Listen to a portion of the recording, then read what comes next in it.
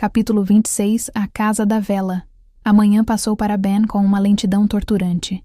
Sem Levi por perto, cada badalada do velho relógio da estação soava como um martelo em seu peito, transformando minutos em séculos de ansiedade contida. Quando a porta finalmente se abriu, revelando Levi, Ben sentiu um alívio imediato, mas a expressão no rosto do velho era indecifrável, um misto de cansaço e uma resolução sombria.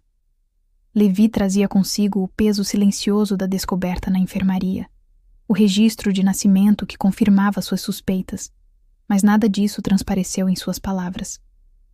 Estive checando umas pistas, disse ele, a voz firme, guardando para si o segredo recém-descoberto. Encontrei o endereço de Rafael. Temos que ir até lá. A urgência em seu tom era clara, dissipando por hora as perguntas que fervilhavam na mente de Ben sobre a ausência do amigo. A busca por Rafael, o maquinista supostamente morto, tornava-se o foco imediato. A neblina preguiçosa e espessa envolvia a vila como um cobertor úmido quando Ben e Levi saíram silenciosamente da casa. A pequena botija de água na mão de Levi, o endereço anotado no bolso e o mapa mental do trauma na cabeça de Ben. Caminharam em silêncio até a rua direita. A cena era a mesma do dia anterior. Uma série de casas de madeira idênticas, pintadas na cor terracota característica dos ferroviários ingleses. A diferença entre elas marcada apenas pelos detalhes sutis do abandono. Uma janela quebrada aqui, um jardim mais selvagem ali. Agora, precisavam encontrar o número 599. Subindo pela rua de leve inclinação, solitária e silenciosa, perceberam que a casa se localizava num ponto elevado e mais afastado, quase isolada. Ali, a vila parecia ceder lugar a uma impressionante formação rochosa que se estendia, como se fosse o próprio limiar onde a Serra do Mar efetivamente se iniciava, projetando-se em direção ao horizonte. Subiram até que, enfim, a encontraram. Cercada por um pequeno jardim que um dia talvez fora bonito, mas que agora era um emaranhado selvagem e descuidado de mato e trepadeiras lutando contra o abandono. As paredes de madeira escura pareciam ainda mais desgastadas de perto, a tinta descascando em longas tiras, revelando a madeira envelhecida por baixo. E as janelas? As janelas estavam escuras, silenciosas, como olhos vazios e cegos encarando a neblina. Havia algo perturbadoramente familiar na silhueta daquela casa contra a névoa. Algo que fez um arrepio gelado subir pela espinha de Ben e o deixou sem ar por um instante. Era a casa de número 599. Ben parou abruptamente na frente do portão carcomido. Levi parou ao seu lado. O endereço do registro. Rua direita 599. Aquela casa ali. A casa de Rafael. Um silêncio pesado, denso, caiu entre eles, quebrado apenas pelo som abafado do apito distante de um trem real, vindo do pátio de cargas lá embaixo. Seria esta? A casa onde ele morou? Onde tudo começou?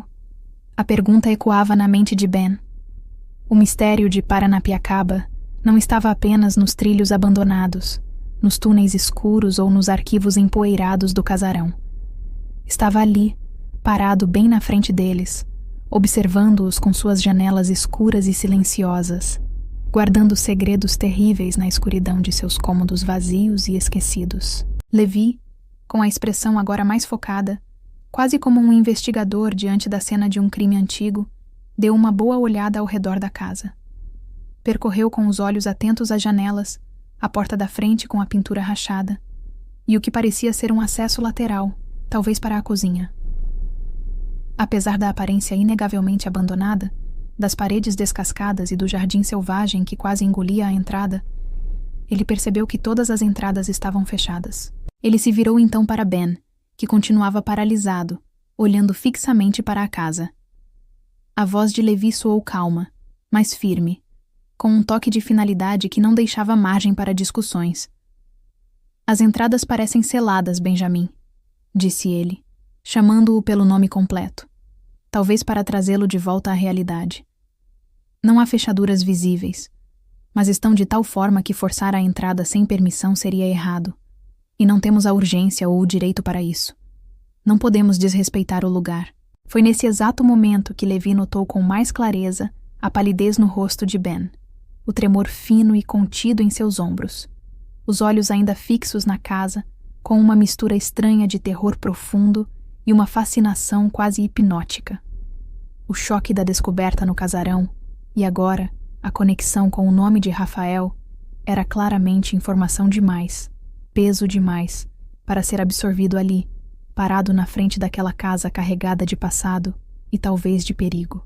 Levi entendeu, sem precisar de mais palavras, com a empatia que lhe era natural, que Ben precisava de espaço, precisava de tempo, precisava se afastar dali para poder processar o que havia acabado de desenterrar. Levi colocou a mão pesada e reconfortante no ombro de Ben. Um gesto firme e tranquilizador. Benjamin, disse ele novamente, a voz agora suave, carregada de uma compreensão silenciosa. Por hoje já chega. Basta. Olhou mais uma vez para a casa silenciosa e enigmática à frente deles, que agora carregava o peso concreto do endereço de Rafael. Não precisamos entrar agora. Não precisamos forçar nada. Há muito em que pensar, muito para digerir. Ele fez um leve aceno com a cabeça na direção de onde vieram, de volta para a segurança da Vila Alta. Vamos voltar para casa, conversar com a Ruth. Você precisa de uma boa comida quente e de um pouco de paz. Ben apenas assentiu, incapaz de articular qualquer palavra, a garganta fechada pela emoção e pelo medo. Estava imensamente grato pela compreensão silenciosa de Levi, por ele não forçar perguntas que Ben ainda não estava pronto para responder, por apenas oferecer um refúgio seguro. Viraram as costas para a casa, deixando o mistério no ar úmido de Paranapiacaba, enquanto seguiam em silêncio de volta pelo caminho empoeirado. O calor simples e real do lar de Ruth e Levi parecendo, de repente, a única coisa verdadeiramente sólida e segura naquele mundo de sombras, segredos e revelações esmagadoras. O aroma acolhedor de arroz fresco, legumes salteados e carne assada, Ruth parecia ter um estoque infinito ou um dom especial para fazê-los surgir. Pairava na varanda ensolarada, misturando-se ao ar frio e puro da montanha. Sentados ali novamente, aquecidos pelo sol e pela refeição reconfortante que só Ruth sabia fazer, Ben e Levi pareciam ter encontrado um raro e precioso momento de paz, uma calmaria após a tempestade de revelações no casarão e diante da casa sinistra. Mas as últimas descobertas, o casarão empoeirado, o relatório sombrio, o nome de Rafael ligado a Samuel e ao acidente, o endereço encontrado, ainda pesavam no ar entre eles como pedras frias no fundo de um rio. Ben deu um gole longo no suco de cambuci, o sabor da serra, sendo um pequeno conforto em meio ao turbilhão caótico que ainda girava em sua mente. Ele olhou para Levi, que parecia perdido em seus próprios pensamentos profundos. O pequeno bloco de papel com o endereço de Rafael, repousando esquecido sobre a mesa rústica entre eles. Levi. Ben começou, a voz baixa, quase um sussurro para não quebrar a quietude frágil daquele dia. Ele sentia uma necessidade crescente de respostas, de entendimento, e sentia com uma certeza cada vez maior que talvez as respostas que realmente importavam não estivessem escondidas nos arquivos empoeirados de Paranapiacaba, mas naquele outro lugar misterioso onde o tempo se dobrava e as histórias ganhavam vida. Talvez a gente precise mesmo voltar para as parábolas, Levi. Voltar para o livro. Eu acho que só depois de entendermos mais coisas lá, é que vamos ter as respostas para todos esses problemas malucos aqui. Levi assentiu lentamente, o olhar ainda distante, preso talvez nas implicações do nome que encontraram no relatório. Talvez você tenha razão, Ben. Mas não antes de resolvermos esse problema bem aqui, disse ele, e tocou levemente com o dedo o papel com o endereço misterioso. Rua Direita, 599. Nesse exato instante, como se atraída pela menção do endereço, a porta da cozinha se abriu com um rangido suave. Ruth surgiu na varanda, carregando um pudim de leite reluzente, dourado como o entardecer, e tremendo suavemente a cada passo, como se tivesse vida própria. O caramelo escorria preguiçoso pelas laterais, formando rios âmbar que capturavam a luz do sol. O cheiro adocicado, mistura de mel, canela, leite condensado e aquele segredo que só Ruth sabia, invadiu o ar frio da montanha como um convite irresistível. Ruth depositou o pudim de leite bem no centro da mesa. O caramelo brilhava sob a luz, e seu perfume doce invadiu o ambiente como um abraço morno. Então, seus olhos atentos caíram sobre o pequeno bloco de papel onde Levi havia anotado o endereço. Seu sorriso se alargou ainda mais, agora misturado a uma pontada de divertimento e talvez um pouco de zombaria carinhosa. Ora, ora, ora, disse Ruth, com aquele tom brincalhão que contrastava tão fortemente com a seriedade tensa que pairava entre Ben e Levi. Ela apontou para o papel com a colher de servir pudim que trazia na outra mão. Vejo que os nossos dois grandes heróis detetives vão finalmente tentar resolver o velho mistério da Casa da Vela. Já não era sem tempo. Levi e Ben trocaram um olhar rápido, de pura surpresa e confusão. Levi franziu o senho, genuinamente perdido. Mistério da Casa da Vela? Do que você está falando, Ruth? Ele olhou para o endereço que havia anotado. Por que está dizendo isso? Isso é só um endereço que encontramos nos papéis velhos lá no casarão. Ruth deu uma risadinha gostosa, pegando uma fatia do pudim dourado e oferecendo a Ben com um aceno. Horas, Levi. Como por que estou dizendo isso? Respondeu ela, como se explicasse a coisa mais óbvia do mundo para duas crianças particularmente lerdas. Se vocês não vão resolver o mistério da Casa da Vela, então por que raios estão com o endereço anotado nesse papel aí? A colher que Ben segurava, prestes a pegar uma fatia de pudim, escorregou de sua mão e caiu sobre o prato de barro com um tilintar metálico. Os olhos de Levi se arregalaram, fixos primeiro no papel em sua mão, depois no rosto sorridente de Ruth. A conexão. A terrível e inesperada conexão atingiu-o com a força de um soco no estômago. A Casa da Vela? Perguntou Levi, a voz saindo baixa, quase sem ar. Ele pegou o papel com a mão agora ligeiramente trêmula. Como assim, Ruth? Esse endereço? Rua Direita 599? Você está me dizendo que é o endereço da famosa Casa da Vela, da lenda? Ruth respirou fundo, continuando com uma voz tingida de nostalgia e melancolia. Como não lembrar daquela casa? Era a casa da Albertina. O marido dela era maquinista, lembra? Sempre que voltava do porto, trazia as novidades que chegavam de fora. Ferro elétrico, os primeiros rádios, ventiladores. A casa da Albertina vivia cheia. Nós, as mulheres, estávamos sempre por lá, para ver as novidades, encomendar. Ela esboçou um meio sorriso triste para Levi. Você não deve lembrar tanto dessa agitação feminina. Era um evento na vila. Ben, talvez para quebrar a tensão ou por genuína curiosidade, perguntou. Então essa Albertina, ela era tipo muambeira? De jeito nenhum, Ben, corrigiu Ruth, mas com gentileza. O marido dela comprava tudo legalmente no porto, com nota, e revendia aqui. Era uma forma honesta de complementar a renda. Muita gente fazia isso. Ela suspirou, o olhar se anuviando. Bons tempos aqueles, antes de tudo começar a dar errado na vila. Como se chamava o marido da Albertina? Levi indagou, o olhar fixo em algum ponto distante, como se vasculhasse os corredores empoeirados do passado. Ruth franziu o senho, buscando em suas lembranças. O marido da Albertina?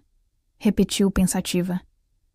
Não sei, Levi, não me recordo do nome dele. As mulheres da vila só iam à casa dela quando sabiam que ele estava trabalhando. Era o que se comentava. Mas por quê? O que isso tem a ver com... A pergunta de Ruth morreu no ar. Ao encontrar o olhar perscrutador e agora sombrio de Levi, um arrepio súbito a percorreu da cabeça aos pés. Ela empalideceu visivelmente, a mão parando no ar, a respiração suspensa. A implicação da pergunta de seu marido, no contexto de tudo o que vinham descobrindo sobre segredos e tragédias familiares, pareceu abrir um alçapão sob seus pés. Os olhos de Levi encontraram os de Ruth, agora arregalados de uma apreensão tácita. Pode ser Samuel. A sugestão, quase um sussurro carregado de uma possibilidade terrível, atingiu Ruth como um golpe. Ela virou-se bruscamente para Levi, o choque inicial transformando-se em um turbilhão de incredulidade e alarme.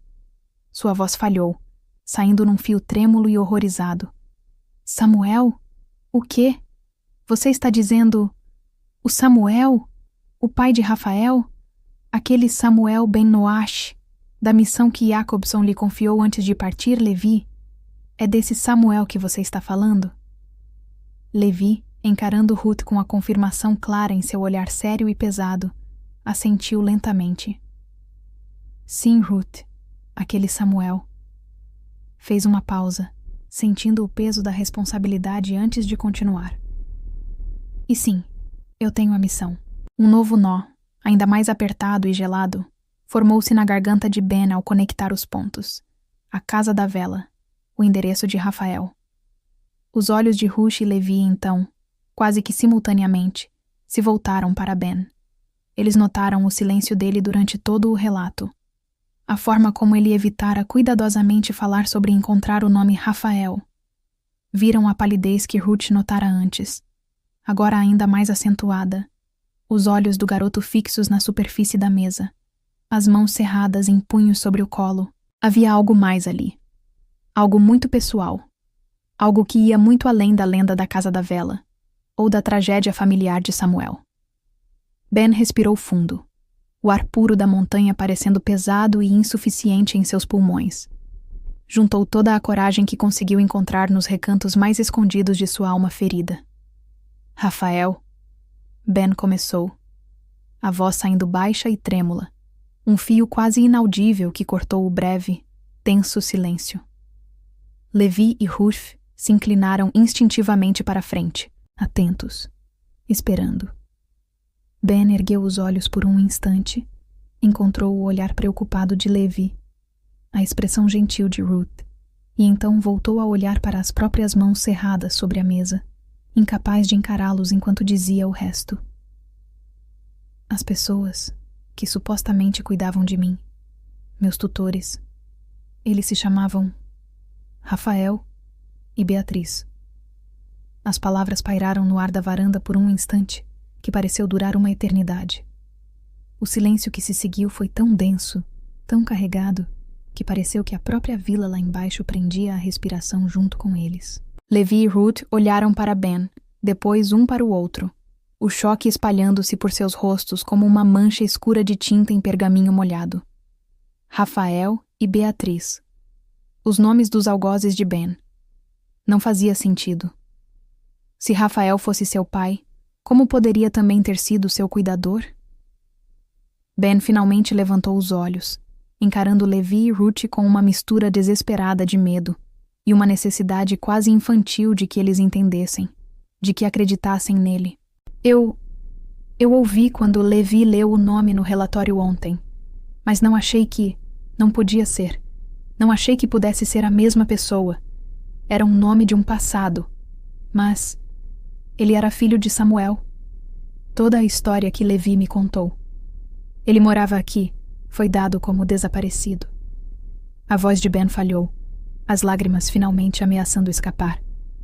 Eu agora estou muito inclinado a acreditar que era ele, o mesmo Rafael. O choque nos olhos de Levi e Ruth era um espelho pálido do terror silencioso que Ben sentira durante toda a noite passada, desde que vira o nome Rafael no relatório e agora o conectara verbalmente a seus algozes.